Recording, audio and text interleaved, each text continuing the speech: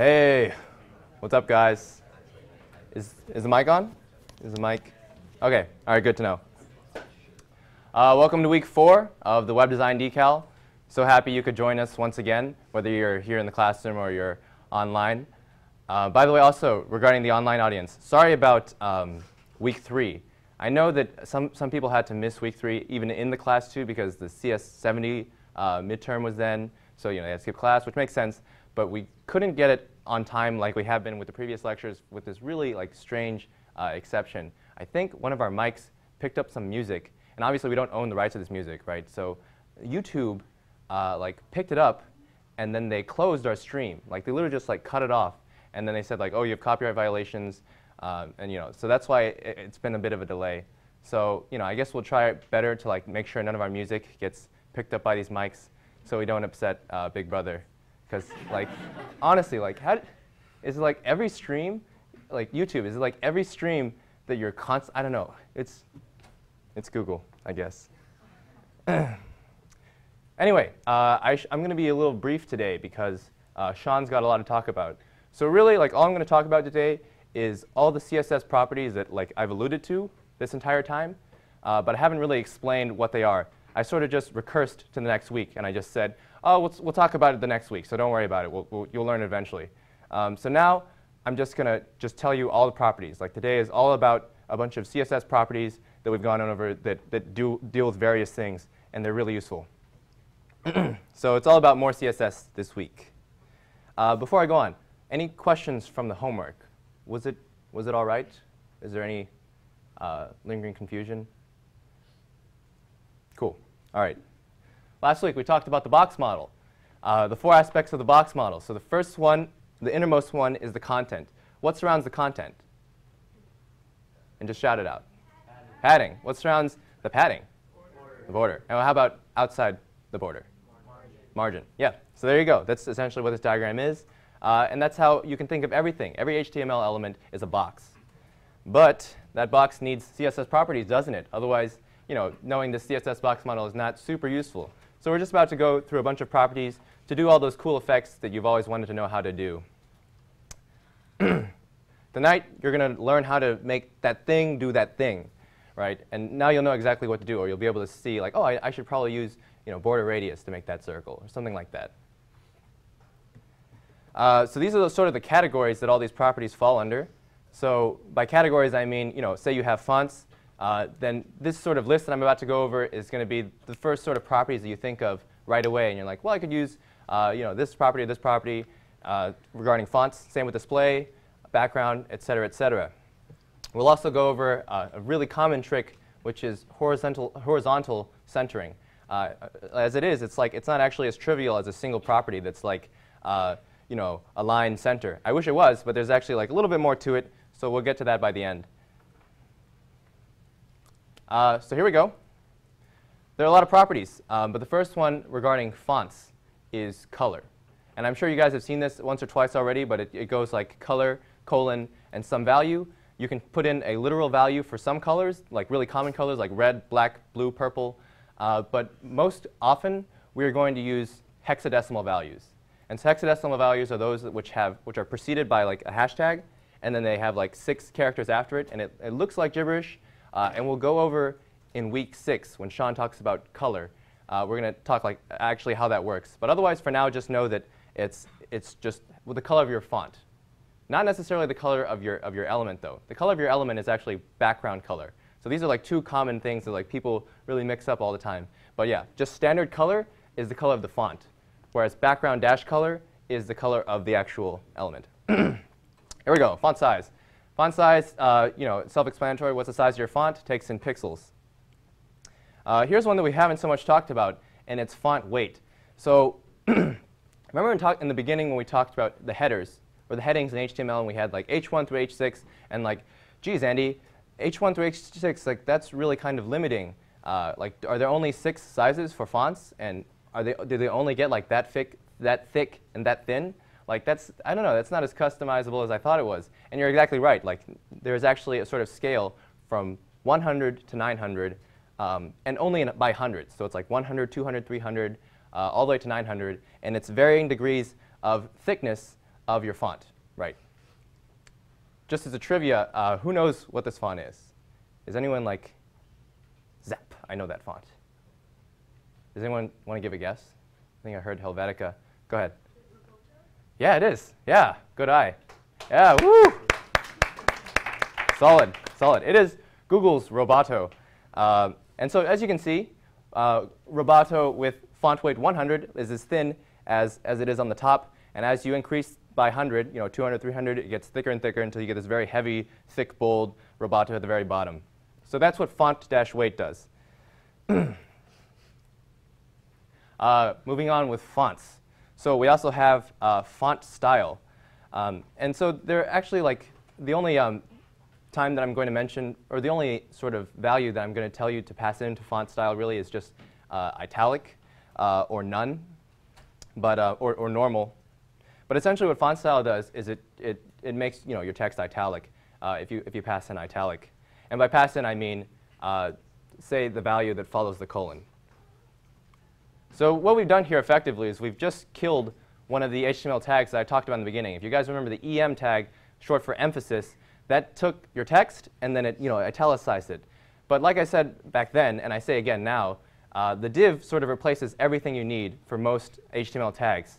And so because that's the case, like we just basically, you never have to use that tag again because we have the font style property, right? So from now on, don't use the M tag, use font style italic if you want to italicize your text. And the reason for that is that all your styling is just in one place, right? So like when you look in the CSS and you look, what's styling this? None of it's hiding in the HTML. It's all there. It's this tall, it's this italicized, this font weight, et cetera, et cetera. Text align. Text align, it's kind of like when you're in Microsoft Word and you want to know how to justify your essay. You can left justify it, which is the default both in Microsoft Word and on the web. You can center justify it so that everything justifies from the center, and so that's useful too. And you can also right justify. Not common, well I guess maybe it might be if you're designy, but yeah, the point is left, center, and right. So this is just, think of like the justification feature in Microsoft Word. It's just like that. It's really, yeah, identical. And here's a really interesting one, text shadow. So let's see. So text shadow, I say, is interesting because you can basically make your letters pop because you can add a shadow to them. So what does it take in? What values can you pass in? You need all three of these values. Or actually, you don't need all. I'm pretty sure, well, we can try, actually, because I have a demo lined up. But basically, I have here H shadow, V shadow, and color. What does that mean? Well, H shadow is basically the horizontal amount that your shadow will be behind your text, and V shadow will be the vertical amount. And if that isn't too clear, I think we can go ahead and do a quick demo at the moment. So I'm going to go to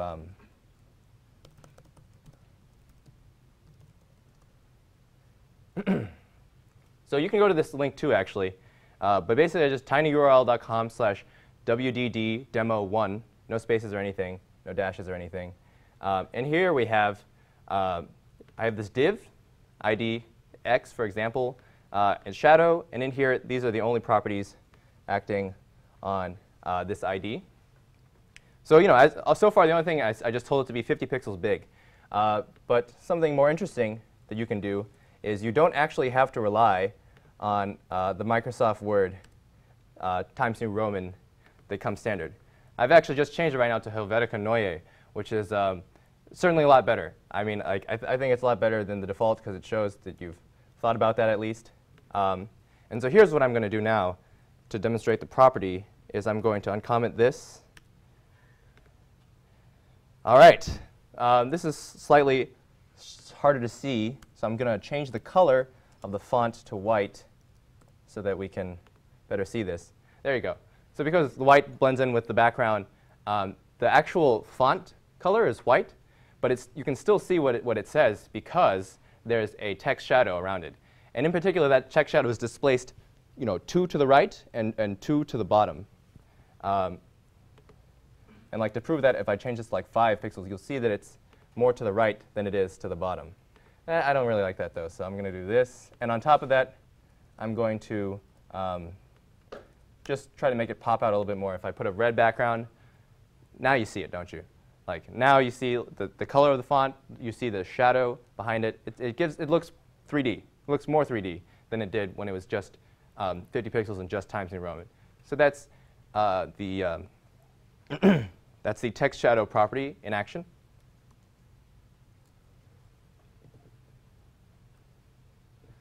And it turns out, oh, okay, yes, questions? What was that /asterisk thing?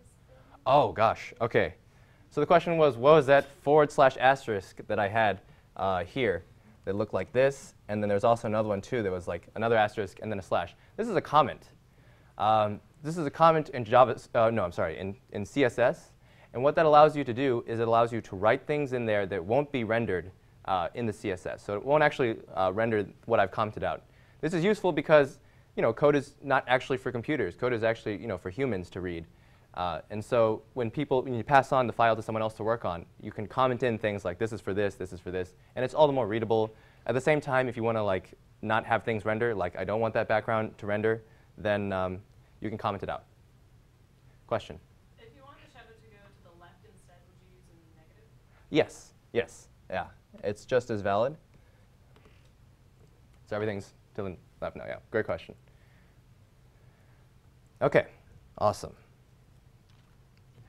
That is the text shadow. You can do cool stuff. So this is what I showed earlier. The shadow here is obviously not black because, you know, a truly black shadow does not really make for a realistic shadow. So this is a little bit better, definitely. You can do really cool things like sort of like when you have one of those Moleskine notebooks and then they press in various words. You can make that effect too. And if you know, there's also like really cool. You can have like multiple shadows here to like I don't know, give a pop-out effect. That's all text shadow, by the way. So never be confused by that ever again. Now you know, like, oh, that was just text shadow. Oh yeah. So like, I mean, like it's basically like, you know, it's just a bunch of properties. So I'm just going to go like through them all. Does anyone have any other questions about anything I've said so far? Question over there. How did you make the imprinted one? Oh, OK. So I don't think I'll have time to go over like the actual code, but basically it's really similar. It's just like use a dark font color, like or use dark color for the font and use a light shadow, so it looks imprinted that way. And there are probably other things to it that I've forgotten, but that's the basic gist. Yeah. Talk to me offline though if you still want to know. Any other questions? All right. Here we go. Font style. Oops, I already went over this. OK, so on a totally like different track, there's also this display property that you see in a lot of places. And display is mainly for, I mean, we talked about it before when we talked about block elements, which are those elements which have like stacked vertically because they always put a line break in between each of them. And you can actually change the way certain things are displayed based on what display property you give them. This is when we get to like, we'll talk about this a lot, I guess, in positioning, because this will really matter if you want like, you know, things stacked this way or this way. But here are the various values you can put in for display. There's block, which is every div. There's there's inline, which is like every div except in what way? How does it differ? Does anyone remember?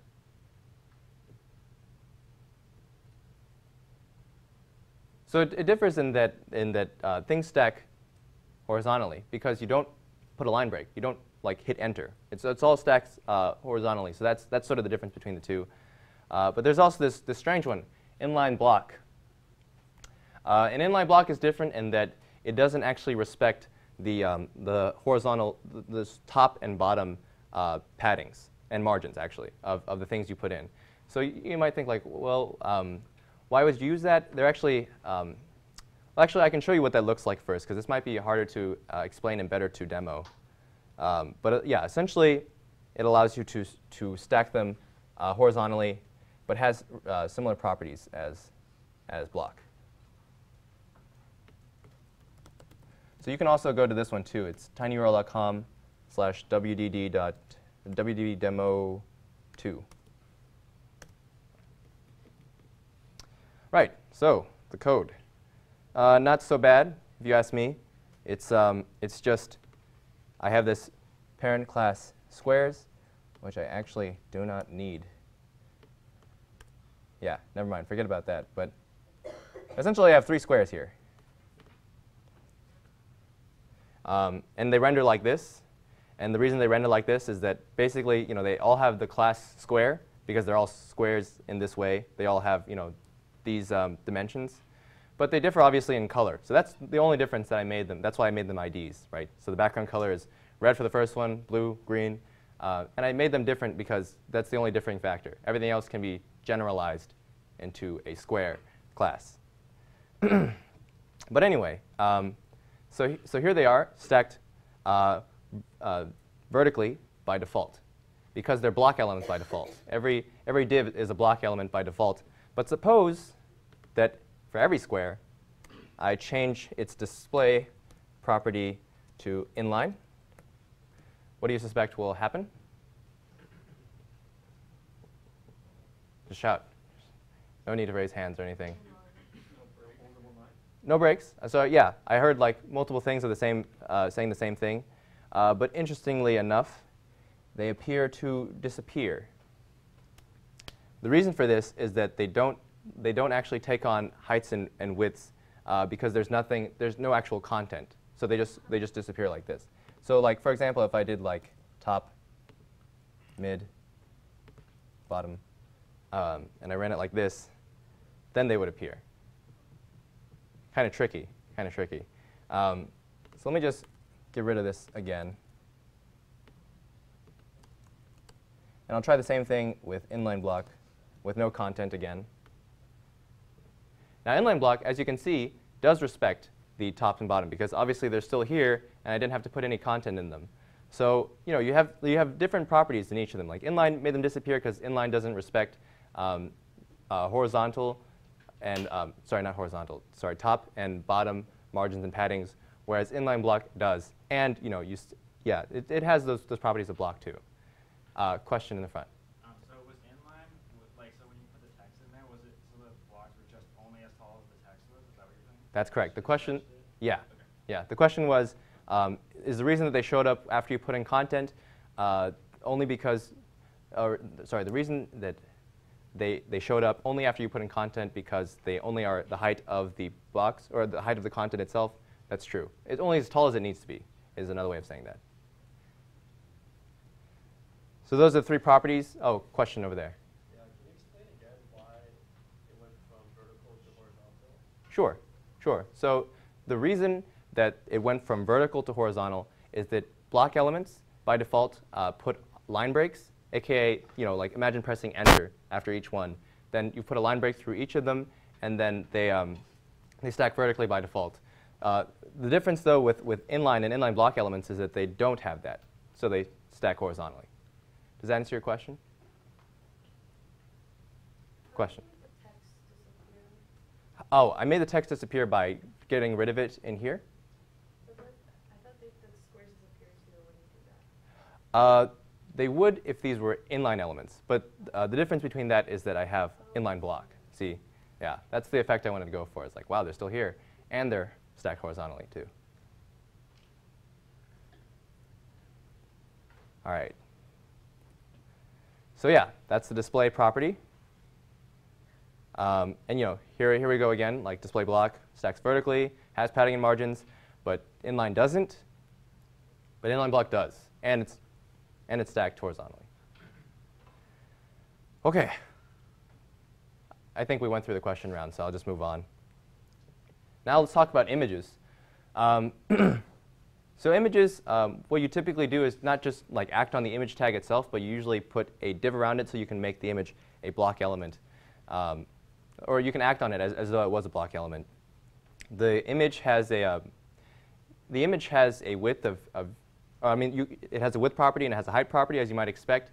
So depending on how you shrink the outer div, you can adjust this. It's also worth noting, though, that in order to prevent warping of images, which is such a common thing on built from scratch websites, is that there's also like minimum width and minimum height properties too, so that no matter what the size of your browser it is that you're looking at, you can guarantee that it won't be smaller than such and such number of pixels. So just know that those exist too, and you can mess around with those. Something really interesting for designing effects, actually, and I think we actually touched upon this in the homework because we made you use this property, is the opacity property. It takes in a value from 0 to 1, and it's basically the degree to which something is opaque. If something is 1 or 100% opaque, it's just standard, as is. If it's 0, it's invisible because it's 100% transparent. But there are varying degrees in between, and so you get stuff like this, right, where you have this flower, but at 40% opacity, you get this nice effect. So in case you ever wanted to know how that happens, this is the single property that does that. Let's see now. So you can also, likewise do border radius, which is this property that we've been talking about, where it takes in pixels or percentages, and based on what you put in, it'll round the edges that amount. So 2 pixels, if it's like a large image, it'll just barely round off the edges, so you don't have sharp corners. If it's 50%, that means it just looks at like what's 50% of this image, and it'll round it off from there. So if you have what's typically a square, then it'll be a total circle. You can imagine it like that. If it's like a rectangle, you can imagine it being rounded off looks like a pill, essentially. Something also important to know is overflow. So overflow is kind of like what it sounds, in that what if you want to only have like a small portion of your image, something like this, where like I only want like some small corner of it, but unfortunately, like even though my div is smaller than the actual image, it's still showing. You can do overflow hidden. So the value for this is the middle one here, hidden, which is great for showing just that small portion of what you wanted to show. And unfortunately, I don't think I have time for that demo, but just know that that exists. Background. So background, again, not background color, not to be confused with color, is the color of the actual background of the element. And it takes in hexadecimal, like you see here. It takes in RGB, kind of similar to hexadecimal, but varying degrees of the amounts in there. But yeah, those are both valid inputs. There's also something called background image. Kind of self-explanatory. You just basically, you can, instead of linking it in your HTML, you can link an image through the CSS. And it's basically like a sort of style preference. Like, what do you prefer in terms of style? I like this, actually. I like this quite a lot. So you can source it right through here. There's also background repeat. Do you want the image to repeat like every time that it can, or not? I think it's more common to say not. So there's also a no repeat value for that property. So there's also a background position too, like in which part do you want it to be positioned or justified. This is kind of hard to read, but basically you can do like left top, left center, left bottom, center. All the permutations of that are legal. So let me see. One thing to note about when doing background properties, though, is that despite all of these being separate things, they can actually all be combined into the single background property. Like it's everything I just said can be fit into one line if you know what you're doing, because what you can do here is you can just basically, if you know the ordering in which they should occur, and by the way, order does matter. If you know the ordering in which these things should occur, you can just put it all in one line. And for some people, it's like, wow, that's awesome. You saved us a bunch of lines of code. So just know that this is an option too.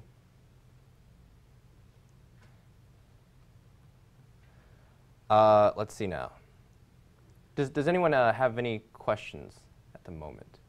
Question? No repeat. So no repeat means, like, typically if you have like a small, say you have a small background image, what it will tend to do by default is that it'll try to repeat it as far as it can fill it up. So it's just going to be like a million puppy images, right? And suppose like you only want one, then you just say no repeat and then just one. Question back there. Can the URL be online? Yes, it can. It absolutely can. Yeah. Question. For the background position, it says left center and then the line bottom. Why do you need the line there? Oh, gosh. And also, how is it left center and bottom? This is a mistake. This is very much a mistake. Let me make this clarification right now. errata. Just pick one. Just pick one. The line is syntax in there that I added in just to tell you that's an option, that's also an option, one or the other or the other. It appears that I've left it in there in that case. So in doing so, I've confused everyone. So let me just backtrack a bit. You choose one of the three things for both left and center. So like in this case, if this is like your background that you're working with, it'll only appear in the left center, somewhere there. Question? How do you make your background image fill up the whole screen? Sure. So definitely, this is a really common thing. What you do is you typically make it width 100%, height 100%, right? You also source it, remember, using background-image.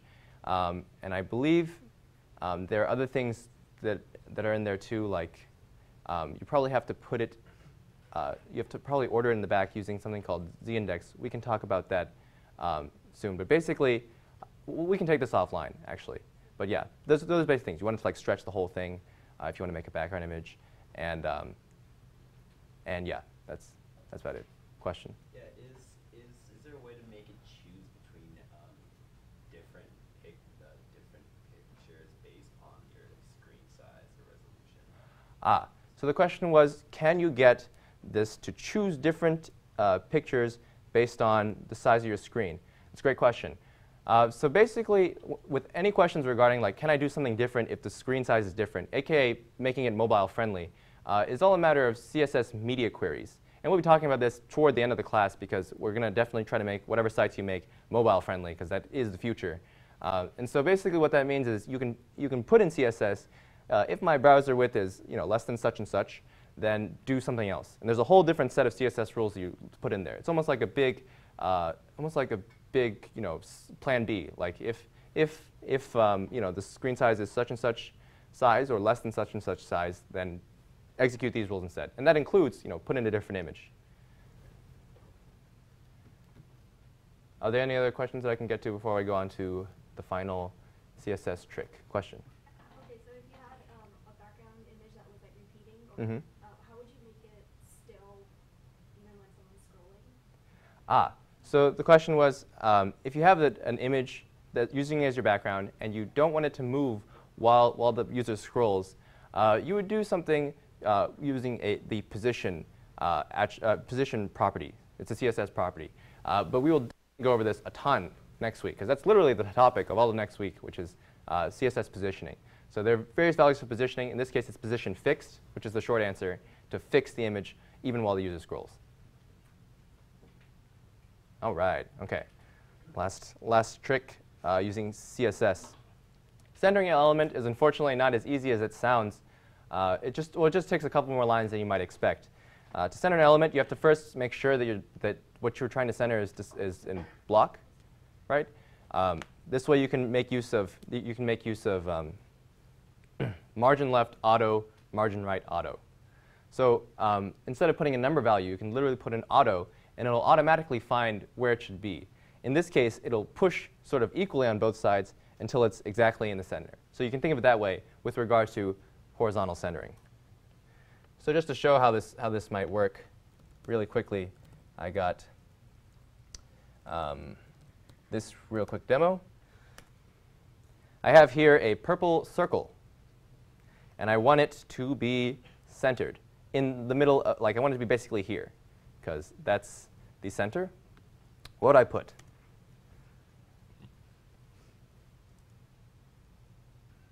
Does anyone remember the CSS properties and values necessary to horizontally center this circle? Let's try text align center.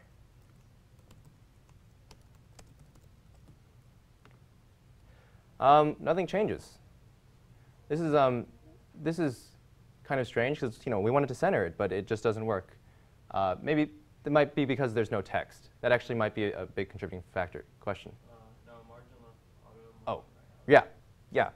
So what I just went over is basically you can do this, which applies not to the text, but to the element itself, which is in this case a circle. And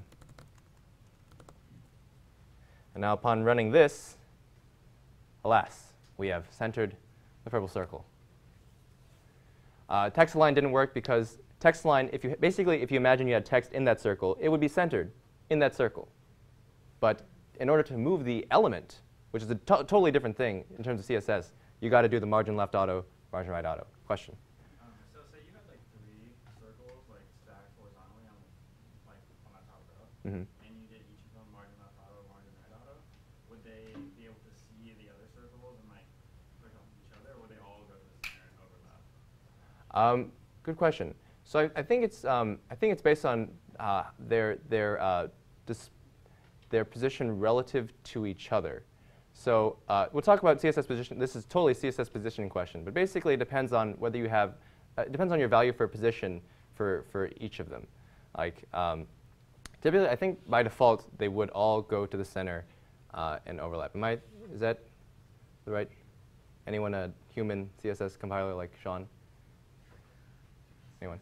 Okay. Well, you know, I'm low on time, so I'll get back to you on this one. But yeah, I'm pretty sure that's what happened.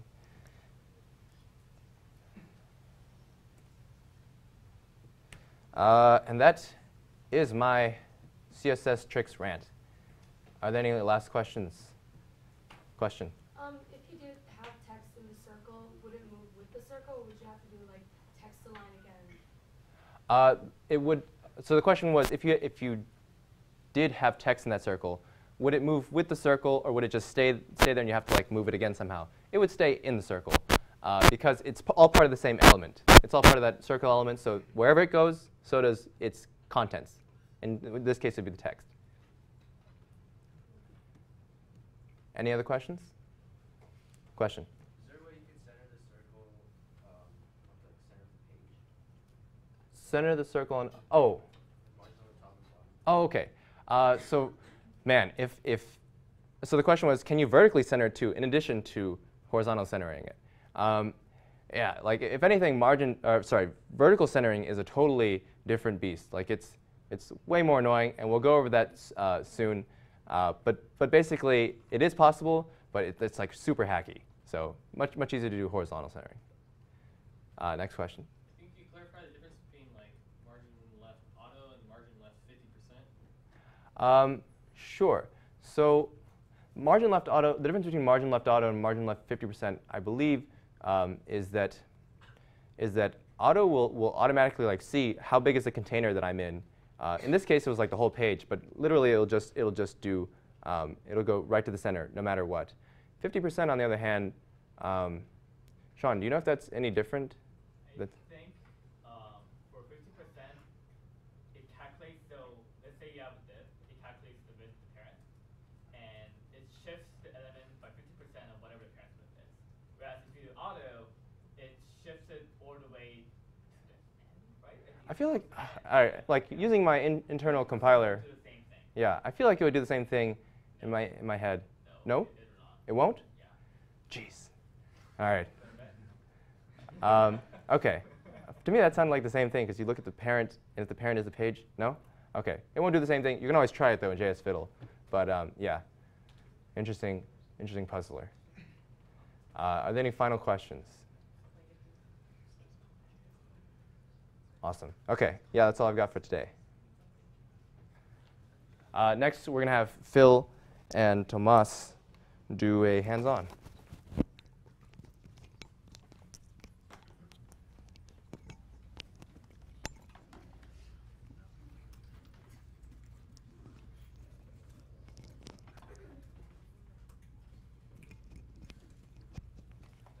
Oh, thank you. Did you want it? This great. Hello. How are you doing today? Good?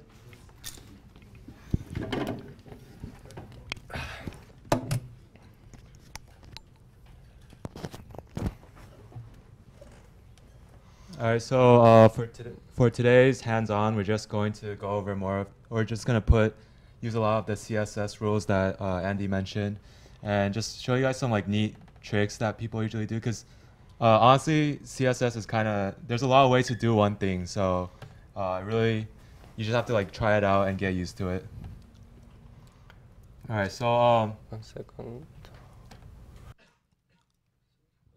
Yes. all right, so the the plan today is just to like make a nice, sort of like a just a page. We'll do some cool things, I guess. So Andy did mention like you can make an image opaque, right, with the opacity attribute. But one thing that people do a lot is like if they want to make a background image, their background, they usually want it, and it's like really bright, like this is really bright. What they like doing is putting another div around it. So you can see over here there's a background overlay div, and it has no attributes right now, but zoom in. Yeah. Sean. Use Chrome. Oh, this is Oh, not, this is not Safari. Chrome. Oh, Safari. Sorry. Yeah. Open with Chrome. Just leave this big. Yeah. Okay. So for the background overlay, let's give it a width 100% and height 100%. So this is width 100%, height 100% is nice because it makes it the entire window page. Oh, just as a note, there's some things we have to do here with positioning to overlap items, but you guys haven't learned that yet, so we kind of set it up for you guys for now. But definitely by the end of next week, you guys can like start putting things on top of each other and stuff like that. So now we have this background overlay. Let's give it a color of black. Background black. And then, so now it covers it. So you guys can see that this div is on top of the image, right? So if we give it an opacity of 0.4, what this does, it makes it like a little dimmer. So now words on top of it won't like clash as much as the image. Let me give you another way of doing this. You can also use this thing called RGBA. So we can use like background, RGBA 0, 0, 0, and 0.4. And that's the same thing basically. Yes? Could you zoom in on the text? Oh, yes. Sorry. Okay. Yes? Good? More? More. Yes? Great. Okay, let's continue. So, Okay. so let's use his method. Okay, but it's the same thing. Okay, now let's look at the content attributes. So you guys can't really see, but there's actually a title and a subtitle up there, and it's black. So let's make it white. Just remember, it's not font color, it's just color white. And also to the subtitle, color white. We can also, for example, like a class in text, and use the same attribute for like both of the title and the subtitle. Yeah.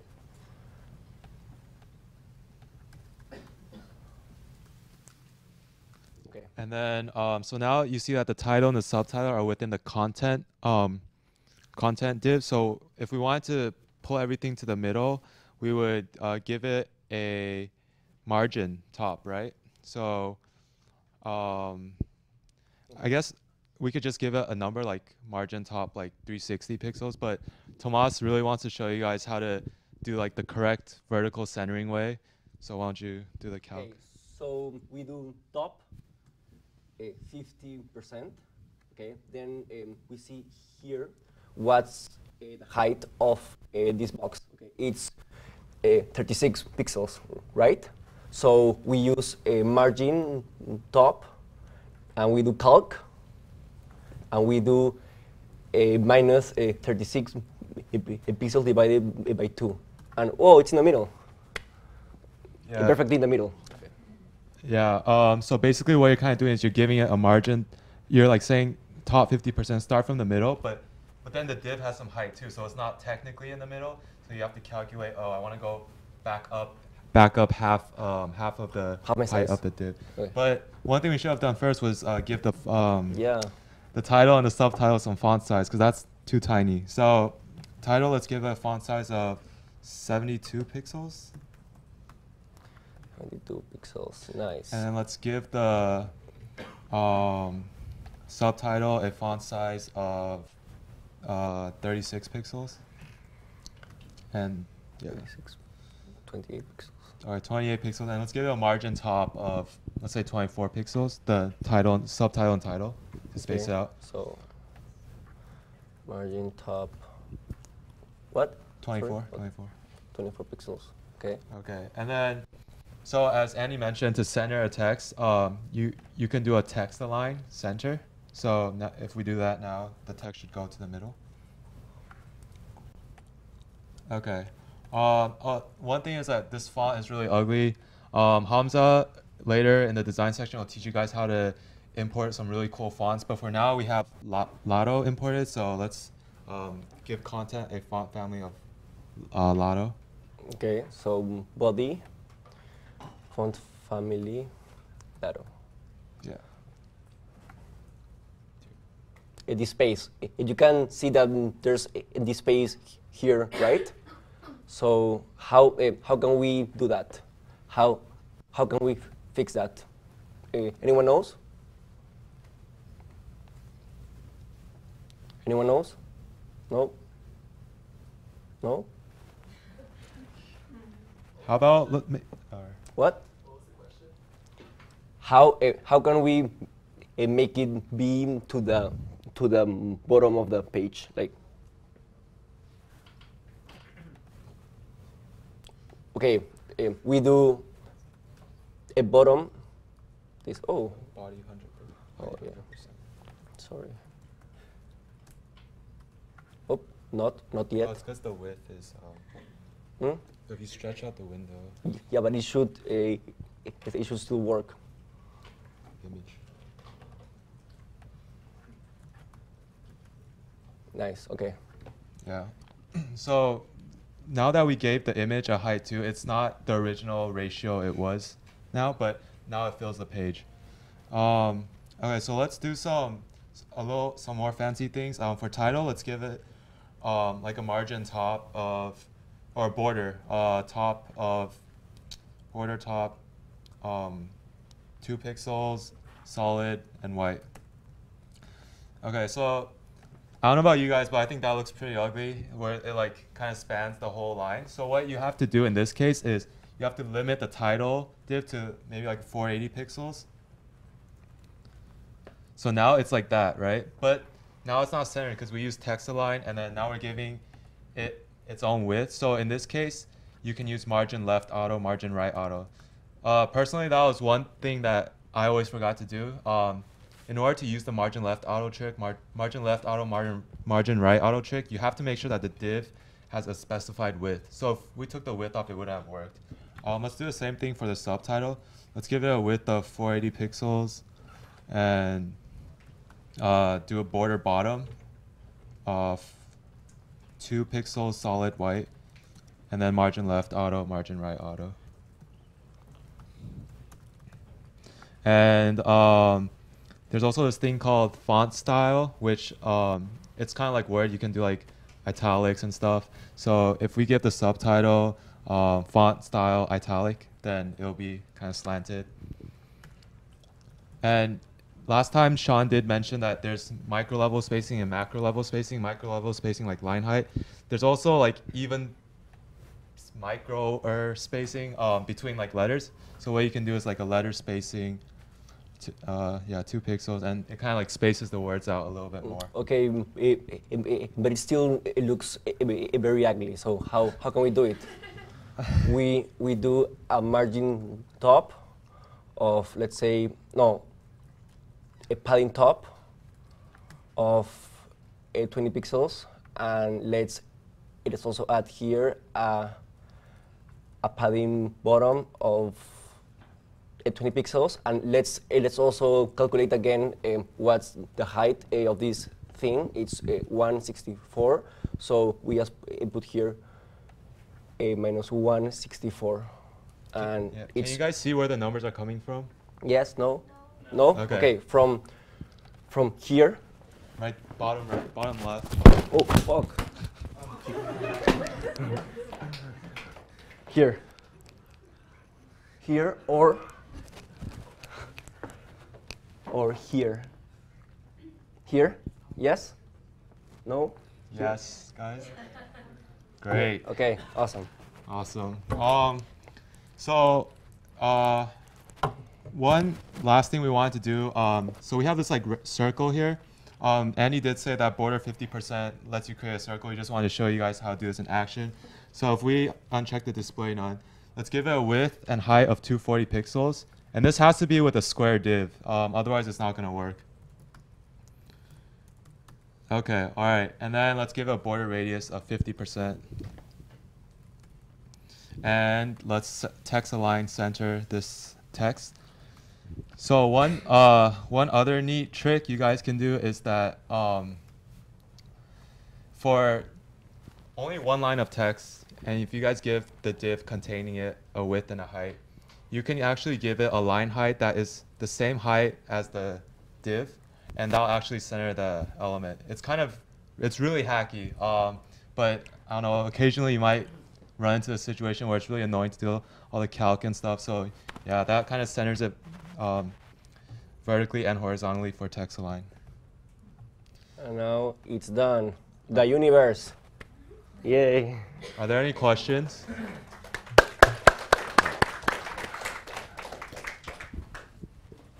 Yeah. For the circle where it says like display none. Yeah, so we kind of wanted to hide it because it looks really ugly, and we just wanted to show you guys that at the end. But there's display none in addition to inline block. It's just for like taking things out, to hide things. Yeah.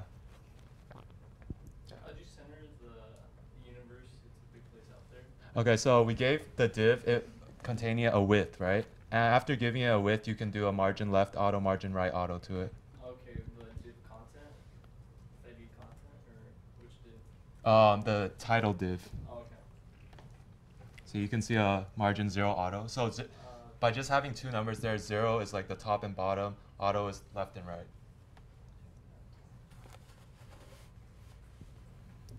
No more questions? All right, thank you. Oh, yeah. Like to get the like top and bottom white lines, you just have to like do margin top. Like, how did you do this again? Okay, so those are actually just borders.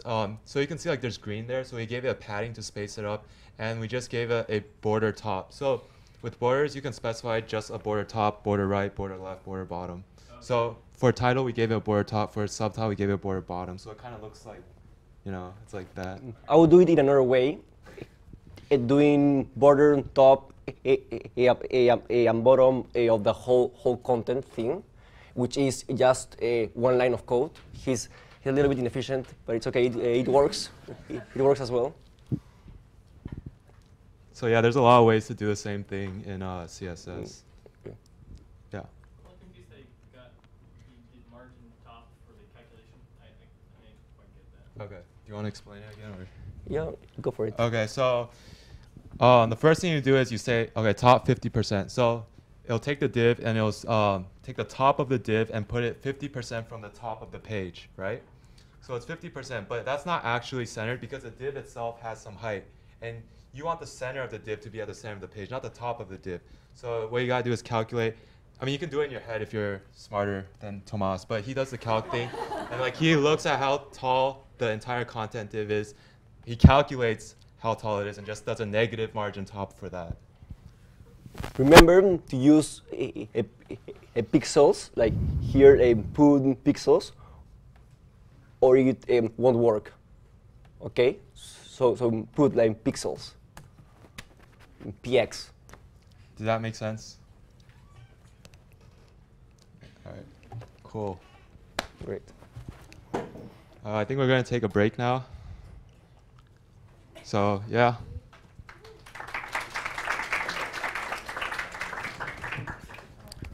Sorry, dude. Sorry, man.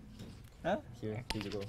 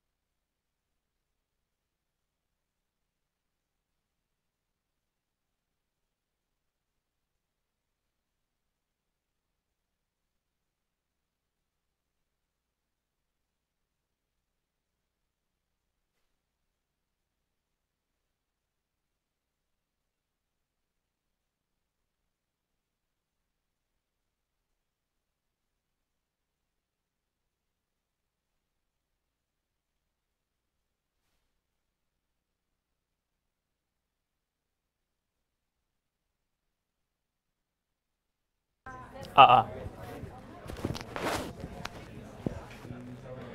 we're gonna get started. So today's lecture is about typography and images, continuing on from our lecture in programming regarding all kinds of CSS properties we discussed. Last week we talked about everything related to spacing, from CSS box models to macro level spacing, like padding and margin, and micro level spacing regarding legibility. We're going to come back to these again at some point in today's lecture. And about the fact that you have to make sure that your spacing makes your UI simple, but not necessarily barren. And this week is everything about typography and images. About font family, font size, font weight. I'm pretty sure in all of your homework assignments, you guys had to deal with Times New Roman. Now you don't have to see Times New Roman ever again in our assignments. And we're going to do some images, image sizing, thumbnails, icons, and background. So before we begin, as always, we're going to start with making fun of UIs, bad UIs. What's wrong with this UI? Oh, God, literally. What's wrong with this? Can anyone point out what would be wrong with this UI? Unorderly, like it's just, there's no order to it. There's no order, yeah. More specific, maybe? No padding, no margin. No padding, no margin. Yeah, in terms of spacing, there's some issues. I like the fact that you're incorporating last week's points. Like there's some sort of spacing around the boxes, but it's not enough. But can anyone tell us more about what's wrong with this UI in terms of typography or the use of images? The font color is really bad. Yeah, like which font color in particular? Yellow. Yes, the yellow is really off too. Yeah, this kind of ties in with our color lecture too. I think that choosing a font color is really important, and in this case, it's not the most appropriate use of color in terms of that. Any other typography-related critiques? We've had critiques about spacing. We've had critiques about color, possibly. Yeah. I can't count how many different fonts there are. Oh yes. How many fonts are there? There is. Wow. There are so many fonts. I think this website used 5 to 6 fonts in one website, and I think that's one of the reasons why it seems kind of unordered. So typography is really important because it serves two main purposes: heading and content. And usually in a website, typography serves up 80% of your content. Yes, there are a lot of image-based websites like Pinterest, and even Tumblr is very image-focused. But most of the websites that you come across would be based purely on typography, and 80% of them would be typography. So it is really important to pay attention to choosing the right typography to embellish your content. So the first part that we're going to discuss is font family, choosing the right font family. So I think Kevin discussed the fact that there's so many fonts in that website. I think it's a good rule of thumb is to choose only 2 to 3 good fonts that's perfect for your website. One type of font, usually fonts are divided into 2 types. One is serif, and the other is sans serif. We're not going to go into much details about that theoretical things about typography. If you're interested in that, I recommend checking out Dee's DeCal. But just to give a brief overview on serif and sans serif, serif has a little flick. So if you look at the PT serif, it has a little flick at the end, and it feels more classy. So a lot of really content-focused, really like classy-feeling websites use it. For example, Medium, and I think Subtle uses serif fonts a lot too because they're very blog-heavy, text-heavy websites. Sans serif does not have a flick, and because it does not have a flick, it feels more modern, and sometimes it feels more cutesy compared to serif fonts. An example of sans serif font would be Helvetica New and Lato. We're using Lato for our website, and Helvetica New is the font used by Apple in a lot of their operating systems. So what font should you use? There is no I can't really say you should use this font for this and you should use this font for that. But generally, like a suggestion would be that you'd use sans serif if you want to build more modern image-heavy websites, and serif if you're building a text-heavy website. So I think serif fonts work really well with blogging websites like Medium and Subtle. And to give you some suggestions on really great fonts, here are my favorites when it comes to sans serif font. Fry Sans Pro is really often used. Museo Sans and Proxima Nova is really good too. All of these 3 fonts are available on Typekit, which I'm going to mention a little bit later. In terms of free fonts, I recommend Lato. That's the font that we use for our website. And in terms of serif fonts, a good font is Adele. I really love Adele, like the font. I think like the thing with Adele is that it's serif, but the thing with serif fonts is that they're a little bit too classy. It kind of breaks. It's kind of a too drastic of a departure from a lot of other fonts. But the thing with Adele is that Adele is serif, but at the same time not too. It doesn't feel too old or it doesn't feel too classy. It's just right in my opinion. So again, a general rule of thumb is to use maximum of 2 to 3 fonts per website. You shouldn't use like more than like 2 to 3 fonts. Select one main font and perhaps one font just for your logo, perhaps. And if you look at a lot of famous websites like Google, Google only uses one font. In a lot of their websites, they used to use Open Sans. With the material design, they're shifting away from that, and they're now using Roboto, and even on their websites. And Apple is really, really interesting because they use a lot of fonts. They use different kinds of fonts, but for different purposes. For operating systems, they use Helvetica Neue. But for websites, they don't use Helvetica Neue. So for websites, they use a combination of Myriad Pro and Lucida Grand. So mostly for their navigation and user interface elements, they use Myriad Pro. And for their graphics, like for iPhone 6, bigger and bigger, that part, the graphical portion, for that they use Lucida Grand. So again, like if you look at both of these websites, they only use maximum of 2 fonts per website, no more than that. And if you compare that to this, that makes a huge difference. So I talked about Typekit and free fonts. So here are some places where you can find these fonts. Number 1 is Google Fonts. You're going to be using Google Fonts in today's hands-on. Google Font is really easy to install on your website. It's as simple as importing a CSS in your website. And it's free. So whatever font there is on Google Fonts, you can use it whatever you want. So it's really nice. Some good fonts from Google Fonts include Lato, Open Sans, Source Sans, and Roboto. But on the other hand, if you want to look for more better fonts, but that require licensing, I recommend using Typekit. Typekit is an Adobe product. It requires you to have an annual membership of $59 to access all the fonts. But this is way cheaper because, for example, there's this font called Proxima Nova.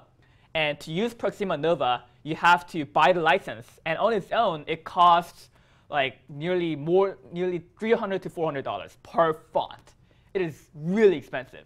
But comparing that to Typekit, you only have to pay $60 to access all the fonts available on Typekit. It's a really great service. So some great fonts from Typekit include Fry Sans, Museo Sans, and Proxima Nova. And for serif, some good fonts include Adele and Tisa Pro. So in this class, you're going to be using Google Fonts for a lot of accessing the fonts and stuff. And you're going to practice that in our hands-on.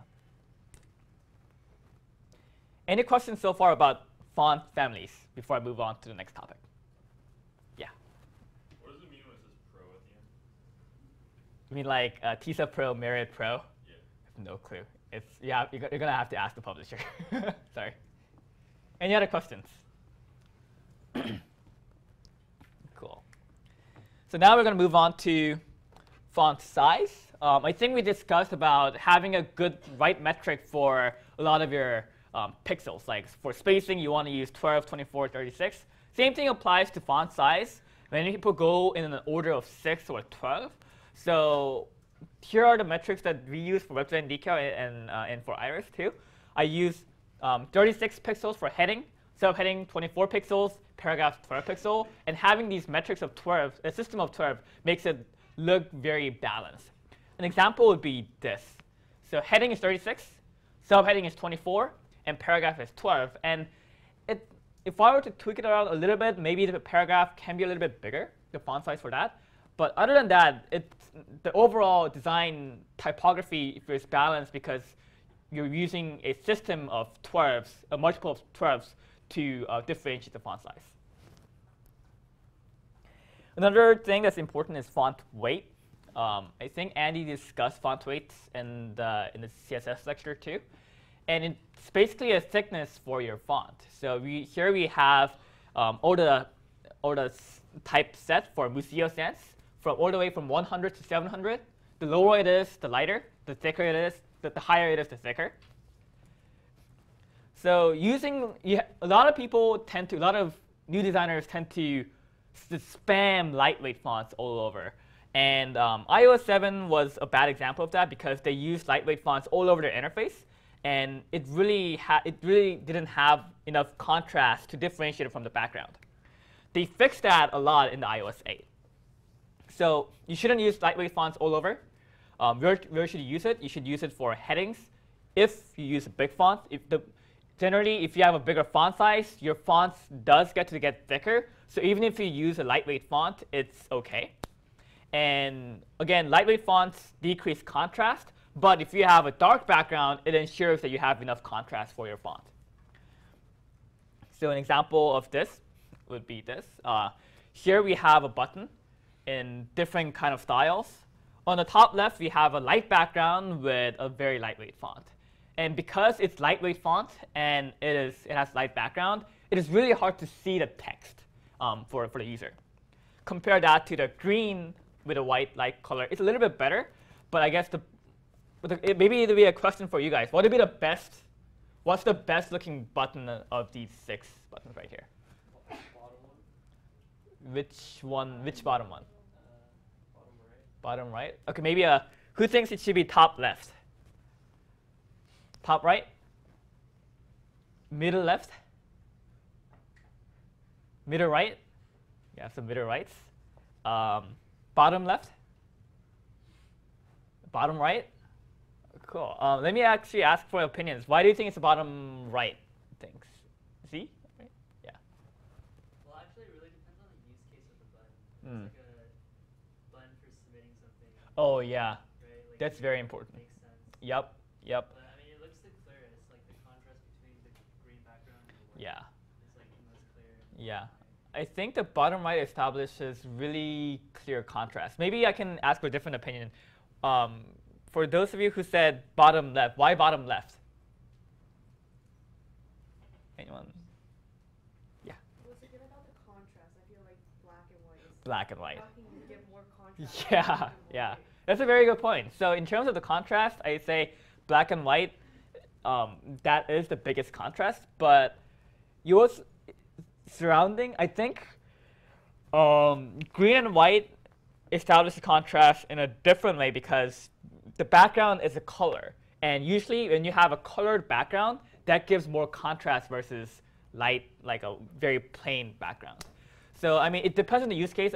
I very much agree. If you're to have a submit button, I would say bottom right would be the best. Other than that, if you're using it as a plain button, if you want to de-emphasize a little bit, I think bottom left would be good too. But the point is, you have to worry about the contrast, and you should only use lightweight fonts judiciously.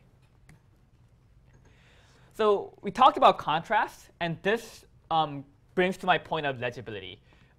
Good websites that use very good typography have generally seeks to establish a good legibility. It makes it easy to understand.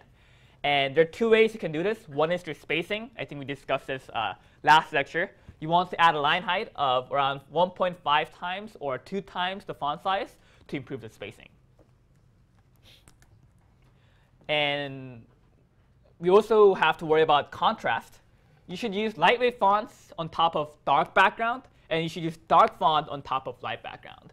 If I shift back a little bit to the Z's screenshot, we notice this website used a black font on top of a blue background.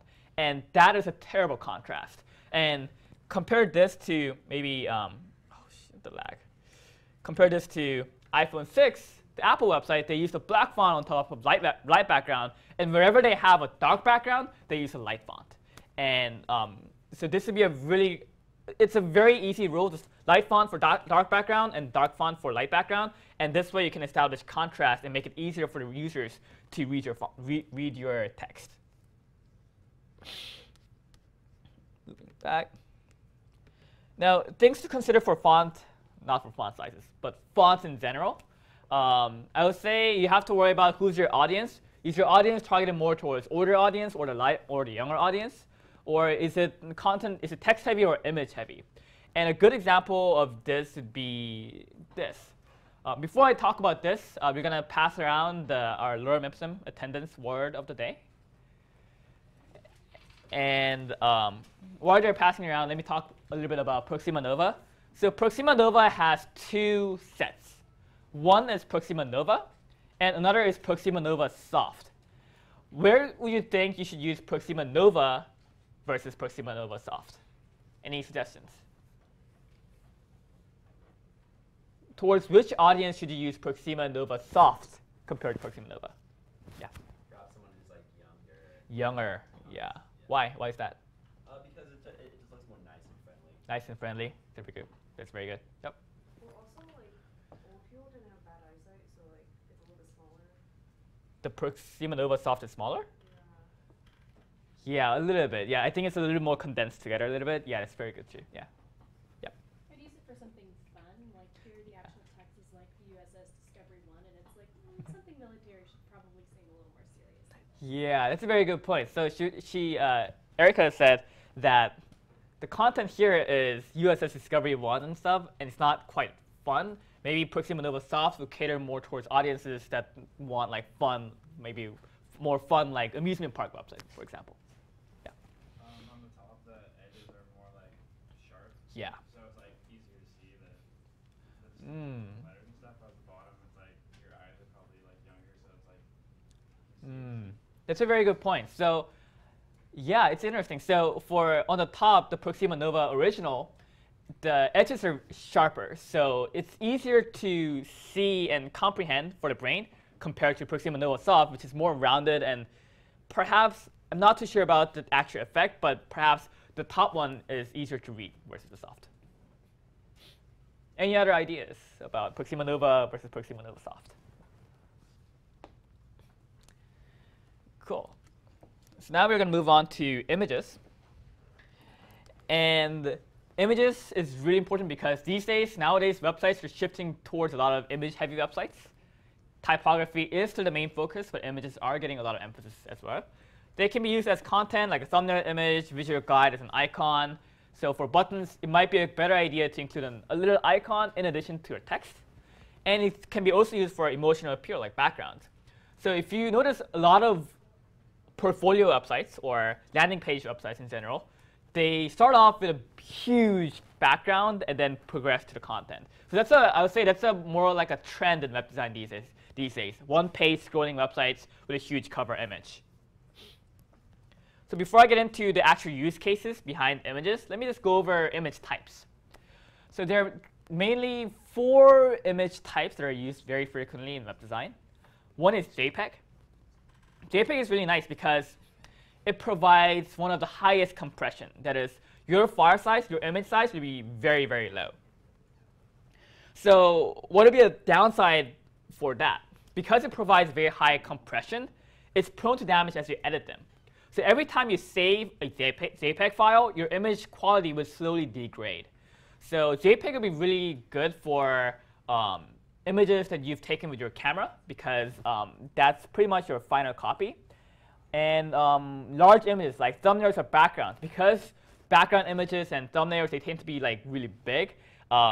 It's going to be, if you save it as PNG, it's going to be, the file size will be too big and it's going to take forever for users to load.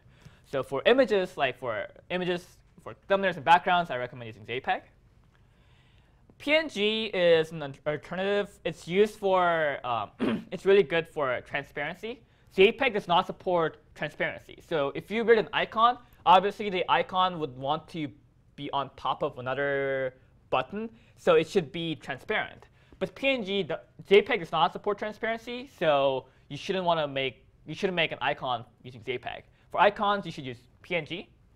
And it supports lossless compression, which means that even if you save it 1,000 times, the image quality will not degrade. But the problem with PNG is that it comes with these benefits, but with a higher file size. So PNG should be used for icons and smaller images. Here's an example of image deterioration that occurs in JPEG. I'm not sure if you can actually see this in the slides in the projector, but if you actually look in our PowerPoint slides, it shows that when you save it once, it's really clean, but after 50 saves, you get to see these like weird gradients and weird like fuzziness and noise in the image because you've saved it 50 times. So there are two other image types. I guess JPEG and PNG are the main ones, but if I were to talk about a little bit more about image types, there's GIF, really big on Reddit and Imager. GIF is really nice because it supports animation. You know, like a lot of people actually save movies as GIF. It'll be big, but it allows you to create like a moving animated images. But the downside to GIF is that it supports only 256 colors. And this is really huge because most of the times your image is going to have like millions of colors, especially if you're using a huge actual photography. So you shouldn't save your photography as GIF because that'll like wreak havoc on the quality of your image. Another image type is called SVG. SVG is a strong alternative for PNG when it comes to icons. SVG is really cool because you get to pretty much program your image.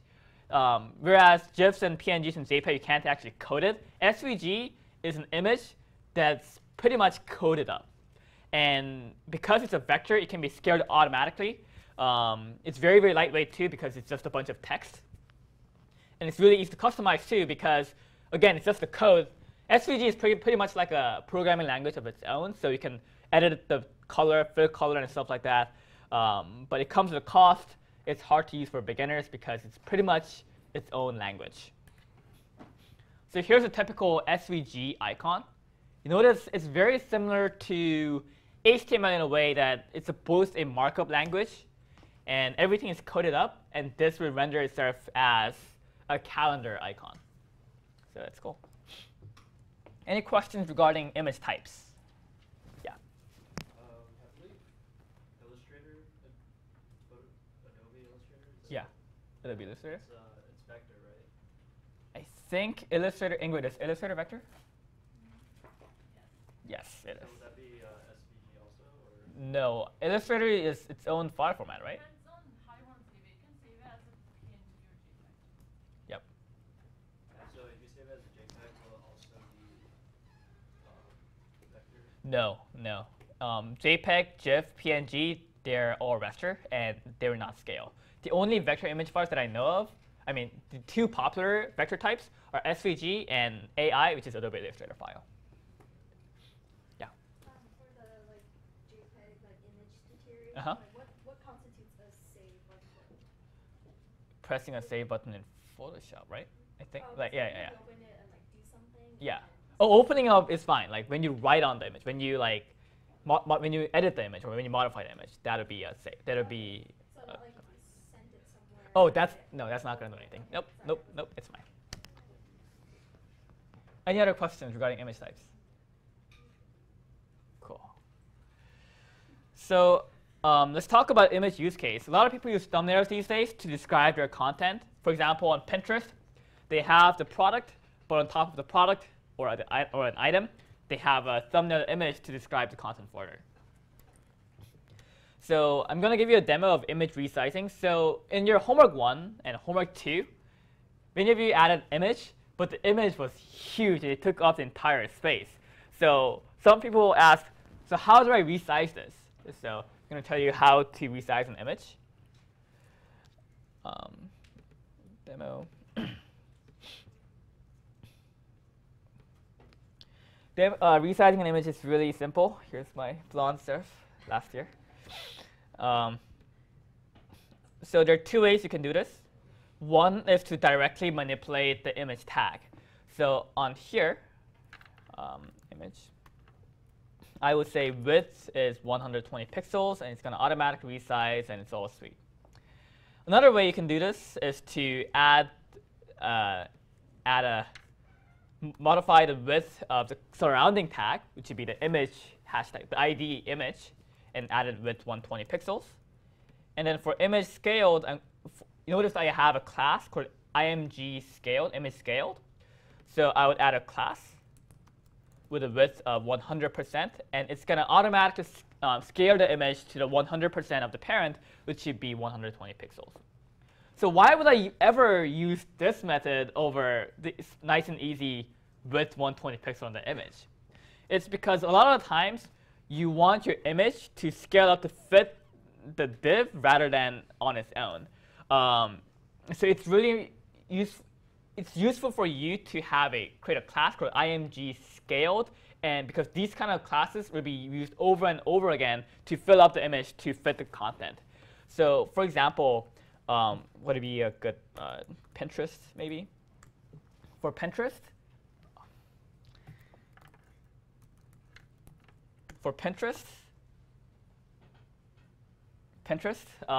notice how the image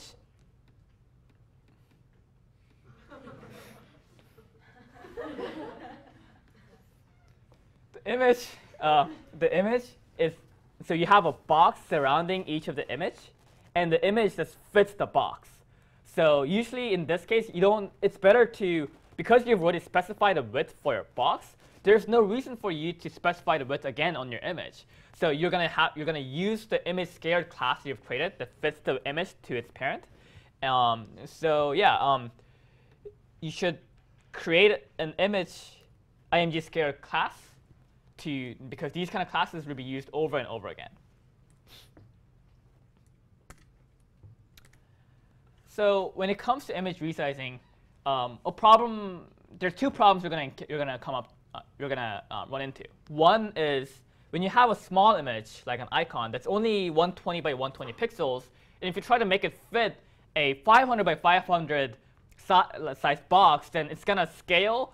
And because it's gonna you're forcing it to fit the box, it's gonna come out as very low quality. It's gonna be all fuzzy and stuff. So this is really a big issue when it comes to Retina displays, like iPhones and MacBook Pro Retina displays, because these devices will double the pixels of the image. So although you indicate your box to be 100 by 100, these devices will render the image as if it's 200 by 200. So that's why when the MacBook Pros were first introduced, all the images on a lot of websites, they look fuzzy because they were all low quality. So how do you fix it? There's no solid fix for it. You're going to have to provide a higher quality image. There is a way to detect the resolution of your, whether your computer requires a high DPI, like a Retina display, and only provide a higher quality image for that. But that's something that we're going to discuss in our responsive design lecture. So another more prominent problem is image resizing when it comes to preserving the proportion. So maybe it's better to explain in the demo. Here's a proportion demo. So here I have a grid of my favorite music, other than the middle row. Here's a grid of people. And in the grid of people, notice that the images look off because for some images, I made it width 100%. And what width 100% does is it's going to try to make it fit the width and preserve the proportion of an image. So there'll be some space on the bottom cut off because it tried to preserve the proportion of an image rather than to fit the box. So one way I could fix this is to make the image actually fit the box. So I can add a height 100%. Oh no. Height 300 pixels. And it's OK, but what happened to their space? It's stretched. The proportion is no longer preserved. And yes, it does make the image fit the box, but it loses the proportion. So the way to fix this is to, unfortunately, you're going to have to crop some of the image. So one way you could do it is you just provide a 300 by 300 image by default. Or what you can do is use overflow property that Andy discussed. So I add an overflow hidden onto the grid item. And I make it, instead of width 100%, you notice that if I use width, it'll be cut off on the bottom. So you use height. So now what it's going to do is it's going to try to fill up all the available vertical space. But now what happens is her face is cut off. So what you should do is you should shift it to the left a little bit. I would say margin left 120 pixel. Oh no. On the image, margin left 120 negative 120 pixels, and you have the face back. So what I did was I used the same height 100%. Not the same, but I used the height 100% to make it fill up all the remaining vertical space. And I shifted around the position of the image to make it to horizontally center the image. And I used an overflow hidden to make sure that nothing goes beyond the boundary. If I untoggle the overflow hidden, it's going to be like this. So you should need the overflow hidden. Any questions regarding image resizing?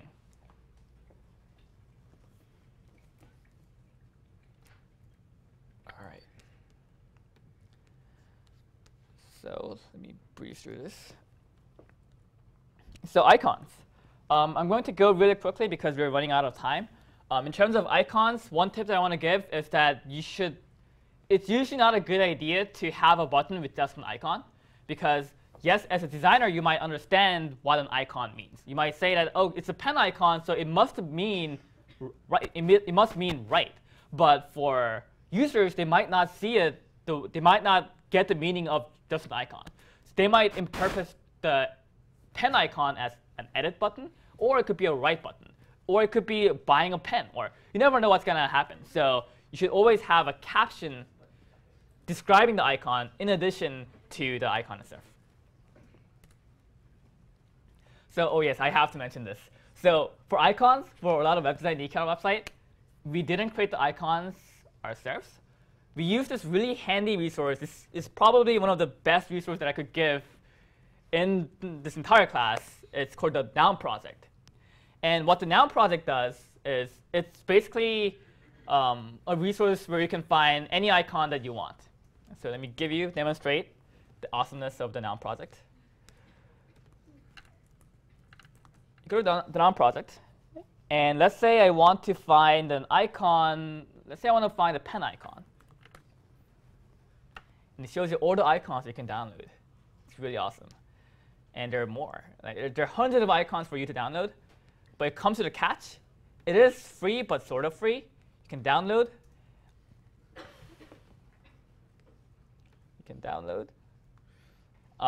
But you have to either pay $1 per each icon, or you can attribute it. You have to mention somewhere on your website that we used this designer's icon. So it's like a copyright. And for most cases, you should just stick to attribution method. But even so, like as long as you attribute, you can use all this millions of icons on the Noun project for free. And a lot of the icons on the Noun project, it's optimized for flat UI, so it's a very, very handy resource.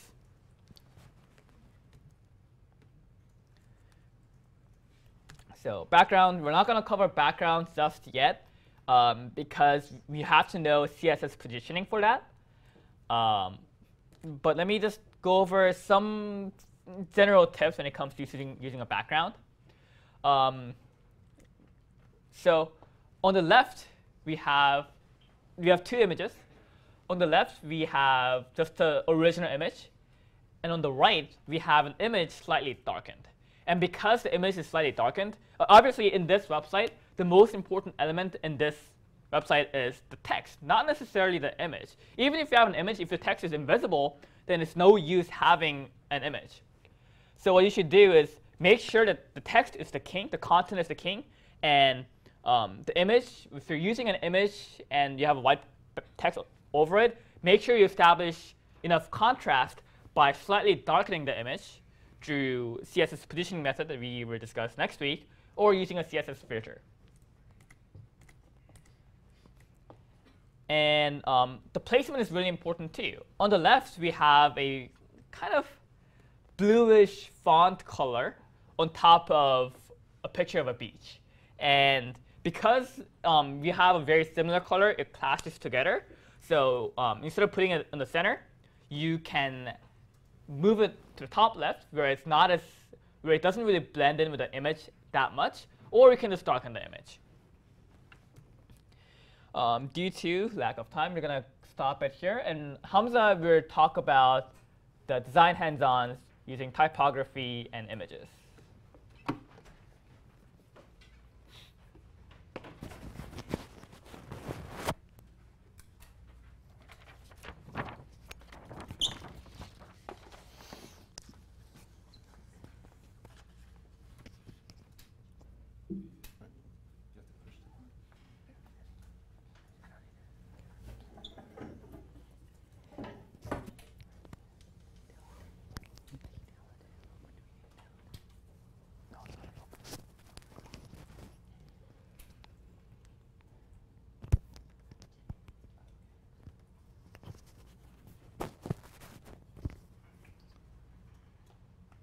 Open it in Chrome. OK, so what we're going to be doing today for the hands-on is we're going to be creating our own landing page. So can anyone tell me what a landing page is? Does anyone know what a landing page is? In the back. It's where you land when you click on a website. Good answer. So basically, a landing page is the first thing you see when you open any website. It's the page you land on, hence the name. And so today we're going to be creating our own landing page. Due to time constraints, we're just going to show one landing page. So just square up, square up. Oh. All right, so take a look at this landing page right here. And can anyone tell me, like, what's special about this landing page? I mean, yeah, what's special about it?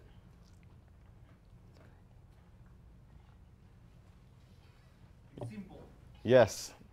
All right, so basically the main feature about landing pages is that they're very simple. They try to focus you towards a simple idea or an action. So as in this case for Square, they basically want you to get started with whatever their product is. And so yeah, based on those ideas, we're going to build our own landing page. So let's go back. All right, so we kind of set up a little bit of the document for you because you haven't learned certain things. So this is what our landing page looks like right now. As you can see, there's a background image, and there's some really small text. It looks really bad right now. Also, just scroll around a bit. Yeah, notice how the image is not actually 100% of the screen. It's actually more than that. So that's something we need to fix. OK, so the first thing we need to fix in this picture is that background image. And the way we're going to do that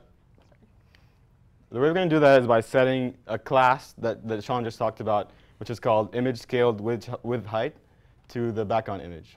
So the background image is called hashtag background, and we're going to add it.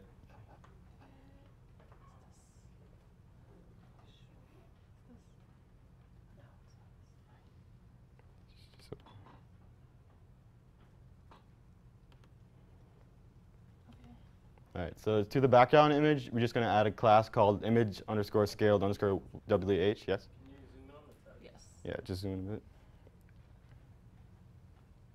All right. So essentially what that's going to do is it's going to make it fit exactly the viewport, which is what you see on the browser. And that way we won't have any extra image on the bottom and on the right side.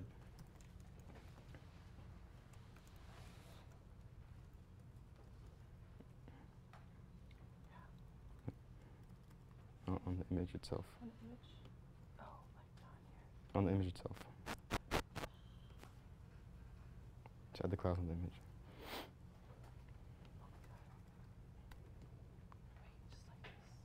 Just class image.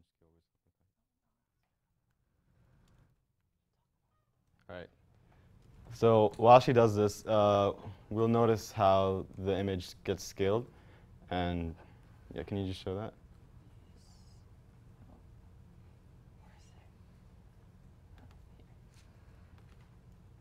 All right, so now the image got scaled a little bit.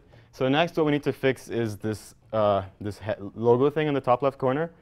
So I created this random thing called invest, which is basically you just invest in things. It's really random. So we're going to try to make that logo in the top left corner look a little bit better, more readable. Yeah, so the way we're going to do that is we're going to first adjust the logo header. So Yeah, so to the logo header, we're going to add some certain properties. We're going to add a color, because right now, if you notice, the color was black and didn't really work well with the dark background.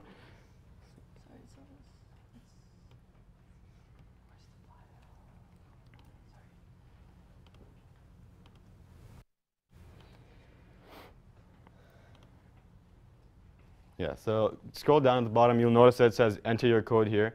So at that point, we need to add our code there. So at hashtag logo header, just add a color, and we specified this color for you. It looks really nice with the dark background. We're also going to add a font weight to make the text thicker because it's a header. And remember how Sean talked about the fact that headers need to be, fonts need to be like scaled by this 12 pixel, 6 pixel difference. So the header we're going to have it 72 pixels so we can see it. We're also going to add letter spacing so we can so it looks like prettier. And finally, we're going to add a line height of 1.5 pixels, 1.5, sorry.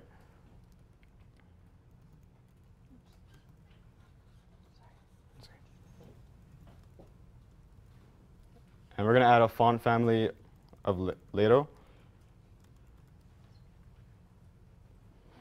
Right, so let's see the changes. All right, so notice how right now the font, the logo got adjusted really well. We need to also take kind of the subheader that's there. So we need to make changes to that too. So going back to the style.css, we're going to add a hashtag logo subheader. And we're going to add a white color to the subheader. We're going to add a font weight of 300.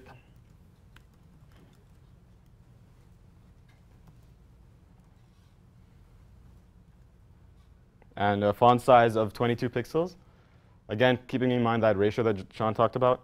And we're going to add a font family of Roboto, which is Google's font that they use. All right, let's see what the difference is. All right, so notice how the font family wasn't taken care of here, right? So we're going to actually practice that and import the Roboto font because we don't have it in our library. So the way we do that, we're going to go to Google Fonts. So this is an important resource for you guys, so you guys should pay attention to this part. Google Fonts, so you can basically search for any font that you want. So in this case, we're going to search for Roboto. And you see that it shows you lots of different font weights that you can use. Yeah, so we're going to just quick use it in this case. And go back. Go back down. Yeah, just the second one. The middle button. Oh, the regular. Yeah, so it takes us to this quick use page where we can just select all the different kind of font weights we want. So in this case, we just want light 300 because that's what we're going to use for our subtitle. And you can scroll down. And then we can just copy paste this code right into our head tag of the index.html file, and Google will take care of the rest for you, which is really cool.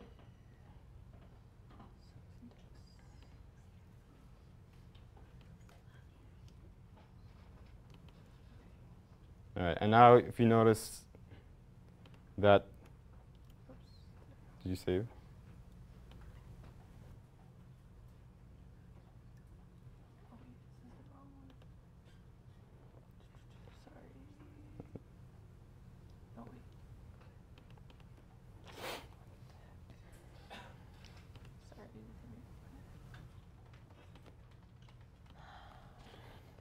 Sorry, guys.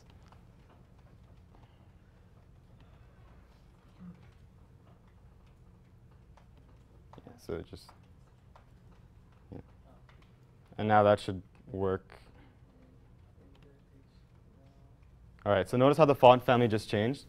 So the next thing we need to fix is that this logo, logo seems to be stuck in the top left corner, so we want to space it out a little bit.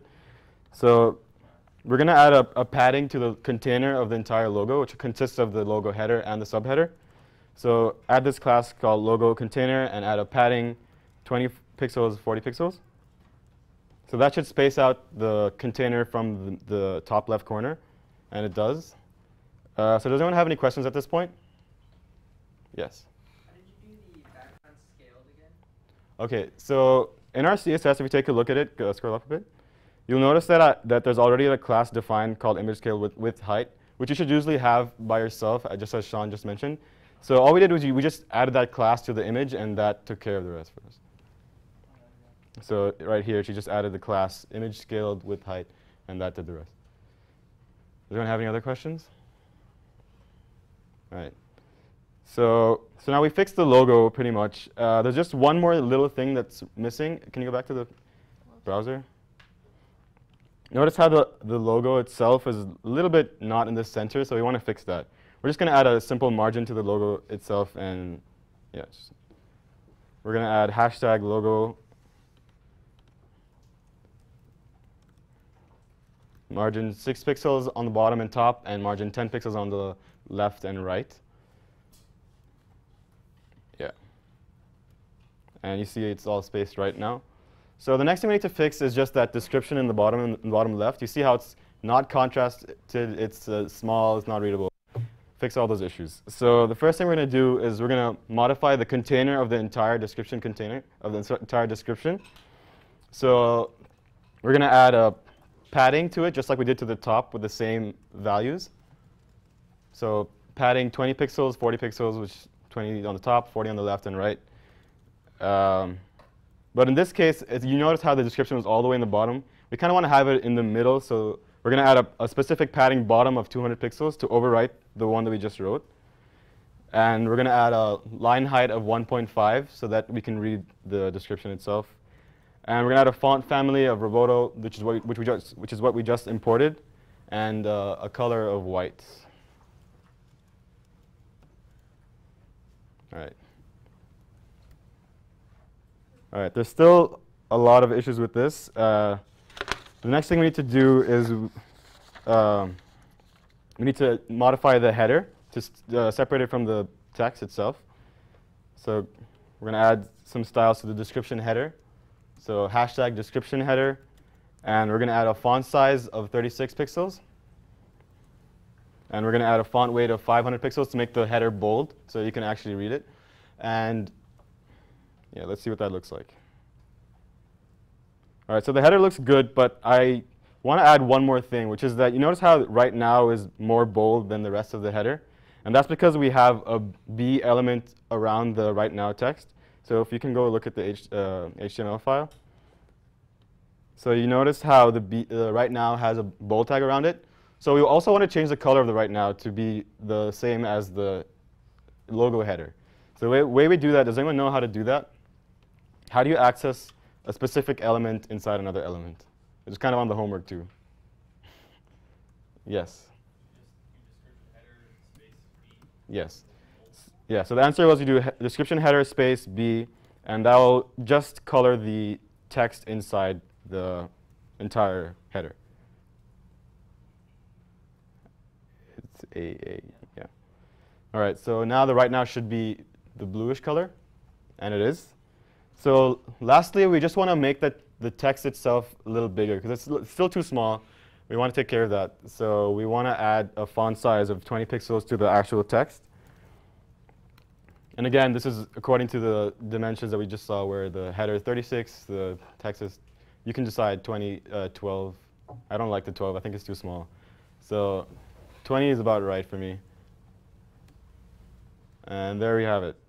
So this is our landing page. As you can tell, it's really simple. It grabs the user's attention to just read that little description and proceed from there. Obviously, it could have a lot more, but this is just a hands-on. So hope you guys liked it. Yeah.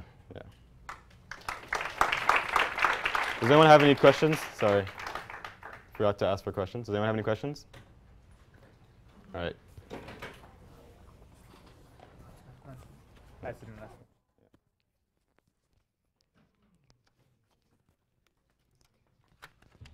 Hey guys, just a little bit of an announcement before we wrap up the class. Is anyone going to CalHacks this weekend?